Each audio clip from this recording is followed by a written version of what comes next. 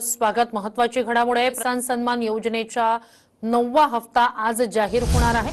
या योजनेअंतर्गत कोटी रुपये शेतकऱ्यांच्या खात्यात जमा होणार आहेत। आपण जो शेतकऱ्यांना नमो शेतकरी महासन्मान योजना आपण सुरू केली, केंद्र सरकारचे 6000 आणि त्यासोबत राज्य सरकारचे 6000, आज त्याचा आपण हप्ता हा शेतकऱ्यांच्या खात्यामध्ये जमा केलेला आहे। आजच दुपारी माननीय उपमुख्यमंत्री शिंदे साहेब, माननीय उपमुख्यमंत्री सुनेत्राताई, कृषी मंत्री, कृषी राज्यमंत्री यांच्या उपस्थितीमध्ये 90 लाख शेतकऱ्यांच्या खात्यामध्ये त्या ठिकाणी 1800 कोटी रुपये हे आपण जमा केलेले आहेत।